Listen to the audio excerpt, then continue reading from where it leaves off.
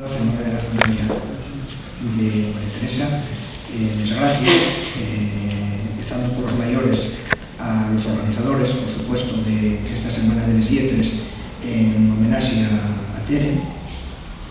por tener la idea, por ser capaces de desentorcarla pues, de forma vistosa, muy finalista, y bueno, pues por tener esa relación con nosotros, con la familia, que realmente se volcaron muchísimo con nosotros en todo momento, pendientes de, bueno, pues de nosotros. Muchas gracias también a todos los que colaboraron, en la medida que fuera, en que pues, esta organización saliera adelante, tanto los escritores que colaboraron en los libros, como los editores que hicieron pues, unas cosas realmente guapas. Por ejemplo, en una muestra, un libro precioso, como los que hicieron pues, los vídeos a la exposición,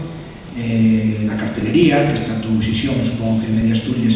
llena de cartelos, que decir, bueno, pues todo eso quedó muy guapo y bueno, pues y de agradecer, ¿no? Y sobre todo y agradecer porque parece que el asiento fue un poco más allá del labor bien hecho, ¿no? Lo cual ya sería bastante, sino que además yo creo que hubo un aporte, no sé si llamado de cariño, ¿no? Pero por lo menos nosotros tenemos un poco la impresión de que la gente se volcó de arriba de sus posibilidades, ¿no? O sea que no fue solo hacer una cosa guapa, sino que también además con cariño, ¿no? Y eso para nosotros es realmente importante.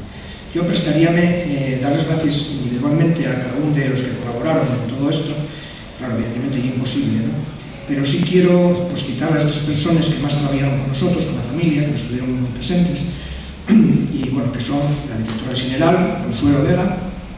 que fue un poco el alma mater de la idea, la que impulsó todo este movimiento que hoy finaliza de alguna manera, María Antonia Pedregal, responsable de la Oficina de Política y Lingüística, que también pues, siempre estuvo muy pendiente de nosotros, y luego una persona que a mí me parece bueno, pues imprescindible y que siempre está en la sombra y que seguro que luego me va a reñir, que se llama Luis Casteleiro, que probablemente lo tenemos mareado de ver y venir y todas esas cosas, ¿no? Bueno, pues a Luis Casteleiro un millón de gracias y un hombre imprescindible.